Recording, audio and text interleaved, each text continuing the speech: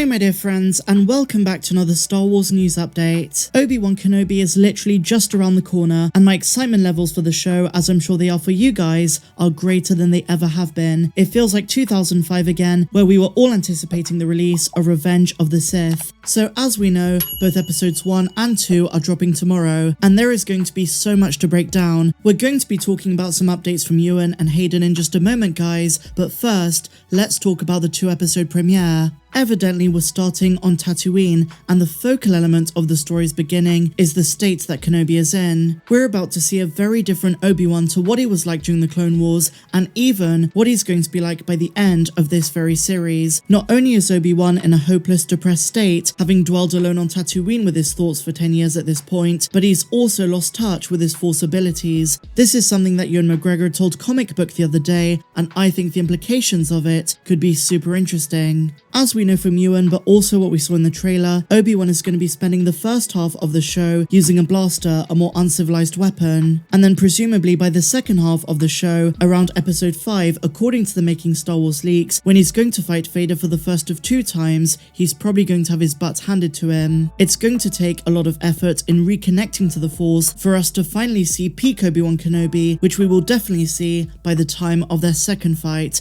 but that's not the way Obi-Wan starts out. If you remember in the first teaser trailer, we heard Obi-Wan say, "The fight is done, we lost," and that defeatism is exactly the mindset we find Kenobi in these first 2 episodes. And as we're well aware, and a huge spoiler warning, the catalyst for Kenobi's character development and change is a visit from an old friend, and so our adventure begins. Now, I've been spending a considerable amount of time watching interviews with Hayden and Ewan over the last few days, and it's been so great to see them in tune with the Star Wars fandom, and so hyped for their big return to Star Wars. We're so close now guys, and in this video, I want to talk about some recent comments made by Ewan McGregor, where he opened up about our perception of Obi-Wan, and if that's going to be different by the end of this show. He also spoke about his desire to do more in the role going forward. Notably, he wants a season 2, and we're also going to be looking at his reaction to the Mace Windu lives theories. That's right, he's addressed the big question. One thing at a time though, let's dive into the first interview with Entertainment Weekly. So Star Wars fans everywhere, including you and me, are salivating over the chance to see 2 of the franchise's most iconic characters return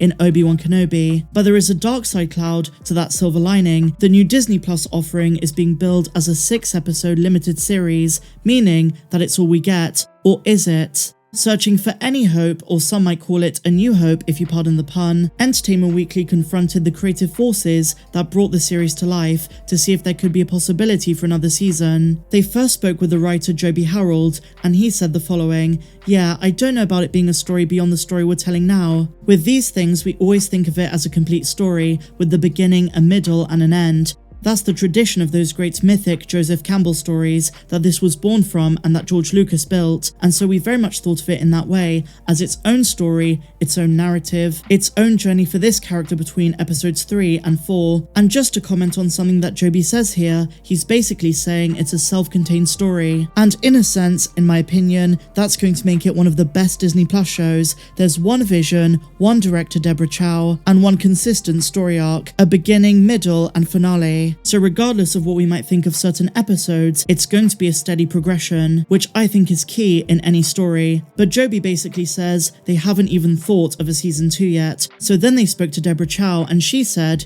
it was definitely conceived of as a limited series. So that's the way we've always approached it. The approach has always been that it is a full story. And you know, Deborah's not really said no. In the past, she even says that there are going to be spin-offs possibly born from this show. Whether that's going to focus on more of Kenobi's years on Tatooine, or an Empire-centric one, or even a series focused on the Inquisitors, we don't really know yet, but she's not closed the door to that possibility. And so then they speak to Kathleen Kennedy, the Lucasfilm president, and she's optimistic that there is a chance we might get more after this story. In her own words, she says, "It's certainly something we talk about, mainly because everybody came together and had such an incredible time. Ewan had an incredible time, and so did Hayden, so certainly from that point of view, everyone involved would love to see this not end, but we really really have to spend our time asking the question, why would we do it? If we were to decide to do anything more with the Obi-Wan character, we'd have to really answer the question, why? And Kennedy really has a good point here. As much as we as fans want to see Ewan play the character again after this show,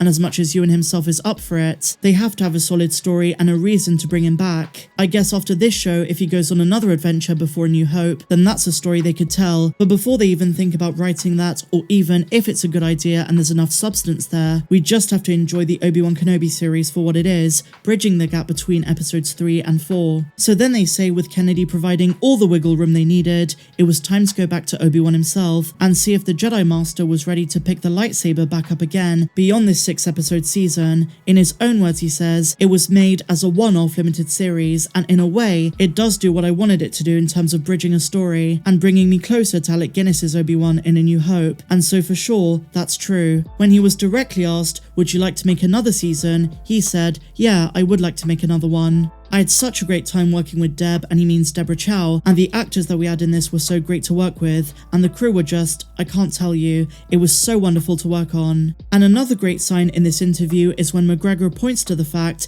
that Obi-Wan is a comfort for him, and working on the project was some of the most fun he's ever had. He says, there's something very nice about doing work that you know people are going to see. I spent a lot of time in my career making films that very few people ever saw, and there's something nice about going to work when you know this has already got its audience. And for the actor, it's all about delivering the goods. He said, it sounds a bit pretentious, but it's nice to make people happy. It's nice to know that by all your efforts in making this Kenobi series, the fans are going to be stoked. I think they're not going to be disappointed by it. Maybe some will, but you can't please all the people all of the time. But knowing that people are going to be happy because of our work is a nice feeling. And to that end, it's why he's so willing to do more. And as I've said in the past, guys, Ewan can absolutely portray Obi-Wan again, but it doesn't have to be in his own show. It could absolutely be in flashbacks in the Ahsoka series, or even as a hologram in a future season of Andor or something like that. In either case, it's kind of a waste if they don't do more with him after this, but let's wait and see for the Kenobi series. Let's just enjoy that first. Let's take it all in, the return of Hayden Christensen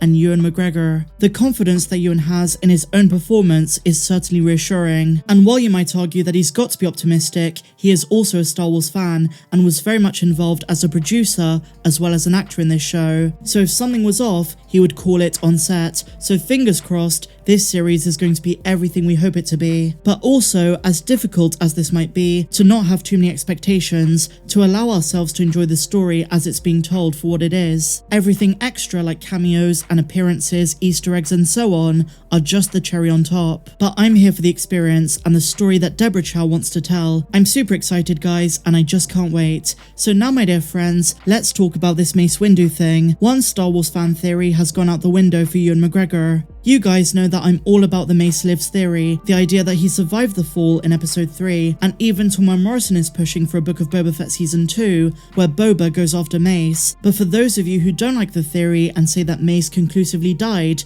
you're gonna love this, because Ewan agrees with you. When he was asked about the theory, he said, no, I don't think so. Ewan was asked about fan theories that Windu is alive and hiding after Order 66, and Ewan reiterated, is he? No. But he acknowledges anything is possible. It's not for me to say, really. I can be cheating someone out of a sequel. No, I don't think so. I think when he went out that window, it was a very long way up. Now, I'm not going to repeat my case for this theory because I've put it forward in so many videos, but I disagree with him, and I'm on Tom Morrison's side that Mace Windu absolutely survived, and I hope that Bryce Dallas Howard, who Samuel L. Jackson approached about it, does something with that story point. It's a long shot for a Book of Boba Fett season 2, but let's wait and see. But for now, guys, Ewan McGregor is on the train of Mace Windu died. So let me know your thoughts of this and everything we spoke about in the comments down below. How excited are you for the Obi-Wan Kenobi series? I will be doing full episode breakdowns of both episodes on day 1, and I also will be covering all of the news from Star Wars Celebration. If you enjoyed this video, guys, please leave me a big fat thumbs up, subscribe if you're new, comment down below, and I'll see you in the next one.